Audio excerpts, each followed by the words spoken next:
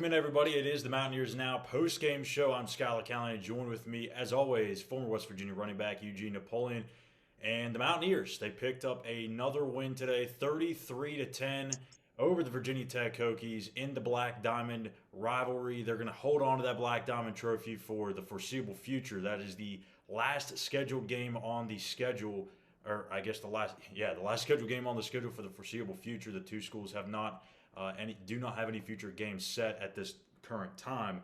So the 33-10 win draws West Virginia back to 2-2.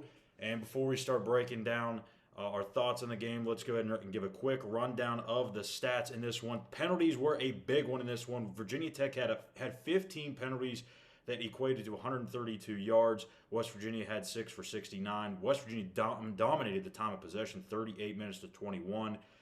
Total yardage 421 to 228 in favor of Virginia Tech. And the running game was really going strong for the Mountaineers. C.J. Donaldson had 106 yards on 23 carries. Justin Johnson, 83 yards and a touchdown on 11 carries. J.T. Daniels finished 20 of 30 for 203 and a touchdown. Meanwhile, for Virginia Tech's quarterback Grant Wells, not the night for him. The Charleston native went 16 of 35 for a $193 and a touchdown and a pick apiece. So 33-10, West Virginia, again, gets the win, keeps possession of the Black Diamond Trophy. Eugene, give us your initial thoughts on the game. Well, first off, 33. Yes, 33. I'm just saying. Yeah, okay. I have to give credit to my wife because even though I said we would win the game, she'd been saying it all week. So let me go ahead and give her props. She knows her football. And she said to me, and I quote, I think she had watched Virginia Tech twice this season thus far in games, prior games. And her analogy was very simple. The Hokies stink. So listen, that was her analogy. Okay. I said, okay. And she gave me her reasons. So when the game first started and we were up 3-0, she went upstairs and she went upstairs, came back down 2 seconds later and said, listen, West Virginia will win this game handedly.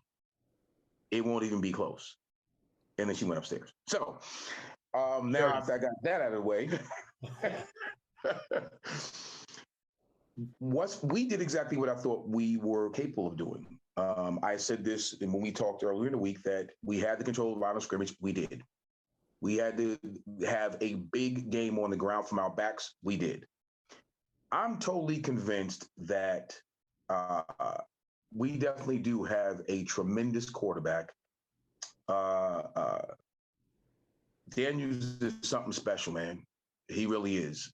He sees things, again, 20 for 30 for 203 and a touchdown.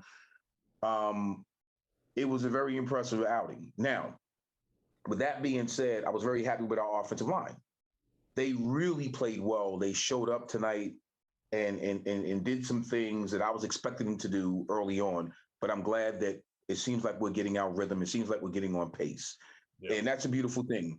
To come down to Blacksburg and get that type of win, put up 33 points, you get a pick six, which is something that we needed, get our defensive backs going. It's a decisive win, and that's what you need. And I'm glad this is how you close out. If you're going to close out a series or close out, with anybody, especially a rivalry like this is how you do it. You go down there and punch them in the face, and you keep the trophy. I know some people were clamoring for maybe one more score there just at the end to make it 40-10, but would have been nice. But listen, no need. No need. Listen, they knew that we could have. Yeah. That's the most important thing. Yeah, and I'll say, we've been kind of hard on this offensive line through the first couple of weeks just because we know the potential of it. And, we've talked about how experienced they are, how many games that they've played together. Right. Just the talent that really exists on that offensive line hasn't really shown. Consistency, I think, is really the biggest thing with them. I think they've shown it in spurts here and there, but they haven't really put the complete package together. Tonight, that was a completely different unit that we saw up front. They were good in pass protection. They were dominant in the run game, and right. I mean, you know what it looked like? It looked like a team. And now whether this is the trajectory that they go in or not, but this looks like a team that maybe turn the corner in year 4 of a coaching staff. Now, I'm not saying that they're going to go on and win 8, 9, 10 games, but Right. that's the product that I think West Virginia fans were expecting to see the first 3 weeks of the season, or I should maybe say the first 2 weeks of the season because last week of the Towson game. So, do you think that this is a game that can maybe do that, turn the corner for this team? Absolutely. But I'm gonna share this with you. Fourth down and 1, 2, fourth and inches. You see the difference? Yeah. See the difference, right? Okay. Now you have the confidence. Here's my point. The confidence to go for it on fourth down, it changes the whole mindset of your team because it tells your team, I trust you. Yep. I have faith in you. So that could have been the same call. I hate to bring it back up. That should have been the same call Yeah. 2 weeks ago against Pittsburgh. You understand? But What's here's what even more mind-boggling is the fact that he continued to leave the offense out there on 4th and 5. Now, luckily, they got bailed out because of roughing the passer call. But I mean, right. that to me at the time I was like, I think the right decision would be to punt the ball here and pin them deep, especially the way that their offense had been playing at that point. Listen, let's not ever second guess. I wouldn't care if it was 4th and 6. Yeah. Get in the rhythm of just having some faith in your O and do what you need to do. All jokes aside, I was really happy to see because you know what that tells me? He learned something from that pick game. He did. That's what that tells me. 100%. We're not messing around. I have a high-powered offense. I have a potent offense. I have a signal caller that can get us in and out of plays that make sense. I'm good. That's what that tells me because you're going to need that confidence moving forward now that you start in conference play, period. So we know Virginia Tech's offense isn't very good. We've talked about that off air. We've talked about it here at the beginning of the show. We talked about it earlier this week on the Walkthrough Game Day show.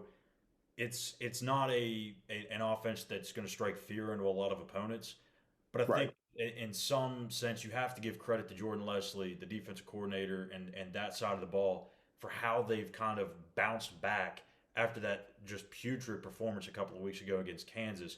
How Mhm. much of tonight's game do you think is just Virginia Tech's offense being bad versus West Virginia making the adjustments needed to be a much better defense? Well, I'll be honest with you. I think it's a combination of two things. That being one, the fact that they really no, it's not the type of offense that's going to scare you right on the mom about. Not at all.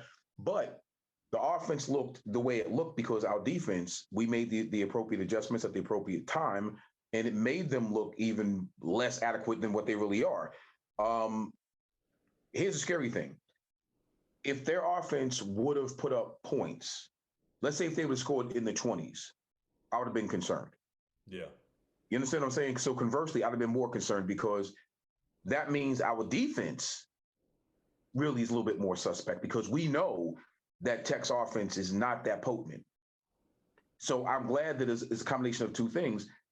Offense not being that potent, but we still did what we were supposed to do to hold them to 10 points. 100%. I think my biggest takeaway, I think, from this game was that there's still a lot of things that they need to fix before they get it back on the field next week in Austin against Texas Longhorns. They've got to be able to finish drives. I know they only had 6 compared to Virginia Tech's, 15 penalties? But some of those penalties, the 4th and 1 false start, like some of those untimely penalties, they've got to go away when these Right. games when you go up against Texas, you may not be able to overcome some of those. You've got to be able to eliminate those. That way, you're putting yourself in a position to succeed rather than digging yourself a hole. Right. Against Virginia Tech, you might be able to get over that, and they did. But when you go against Texas and Baylor, Oklahoma State, Kansas State, Oklahoma, I don't know if you're going to be able to get you know past some of those and kind of get away with them.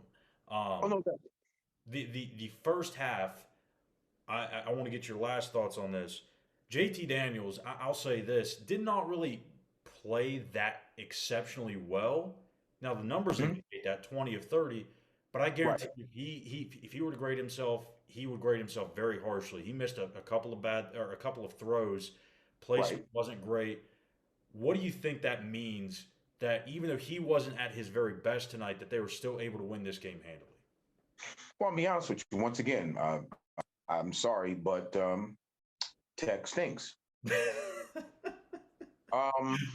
But aside from that, Yeah. I think still being able to gather yourself and still be able to run your offense, because there's a few balls I'm sure he wanted back. You know what I mean? When he breaks down the film, he's gonna look at it and say, you know what, man, I just missed him. There's a few things that he can clean up, but still played well enough to put 20 of 30 is not bad. No, it's not at all. It's not bad. Okay. Especially when you run for over 200 yards as a team, that's pretty good. Come on, yeah, exactly. So I think in a nutshell, for him to play, he'll probably grade himself. Let's say if he graded himself and it was a B- to C+, Yeah. and you still put up 33 points. Think about that. Now I do know pick six, so that's something to really hang your hat on. In other words, there's a lot there that you should be happy about when they break this film down. Yeah, again, there's going to be a few footballs that he probably would want back, but I'll take it. Listen, I'll take it, because each week you're going to progress to get better and better. I'll definitely take it. Yeah, I mean, you got to think too. Michael Laughlin dropped the touchdown in the end zone too, so that's not really on JT, but that's seven more, or that's another touchdown that they left out there on the field. So Right. that's going to do it. 33-10. Actually, before we get out of here, let's get to our road ahead for West Virginia. They go to Texas next Saturday, and that kickoff time has not been released as of today. They exercised the 6-day window. Again, the Mountaineers, that's going to be a tough one for West Virginia, because Texas almost beat Alabama last week. They bounced back, beat UTSA to show that was not going to be a hangover week for them. After that, they come back home against the defending Big 12 champion, the Baylor Bears, at 7 o'clock. That's another Thursday night game on FS1. And then they hit the road to face Texas Tech, a team that Neil Brown has yet to beat in his tenure at West Virginia. So, Gene, before we get out of here, last quick thoughts from you from what you want to see this team clean up before they hit the road next week to Austin. Well, definitely. Listen, you have to clean up front a little bit where, the offsides, penalties and things of that nature. Defense, we really have to get our defensive calls together in the back end with our corners and our safeties. We have to do that. That's imperative. You can't make costly mistakes in the red zone. You have to finish. When you get in the red zone, we really have to finish. So those things, you clean those things up. Listen, it could be interesting. It's going to have to be. You're going to have to clean those things up. Going to Texas, talking about taking on a really good, well-rounded, well-coached Longhorn team. Yeah, the Mountaineers are going to have a tough schedule coming up. Again, Texas, Baylor, Texas Tech, TCU. It's not going to get any easier from here, but at least for the time being, they get to hold on to the Black Diamond Trophy. They're back to 2-2, and now they're going to re-enter Big 12 play. So that's going to do it for the Mountaineers Now post-game show. You've been watching here with Schuyler, Callihan, and Eugene, Napoleon. Our schedule for next week, we'll be back to our normal schedule as the Walkthrough Game Day show. We'll be back on Thursday. 1 week from today, we're going to be previewing West Virginia and Texas, and Eugene's Relatively Sports will be back on Tuesday at 6 o'clock. Between the Ears, Wednesday and Friday next week. I'm going to put out a Between the Ears tomorrow as well. So we got a lot of content coming up for you here. Subscribe on YouTube at Mountaineers Now. Follow us on Twitter at Mountaineers Now. And until tomorrow on Between the Ears, take care.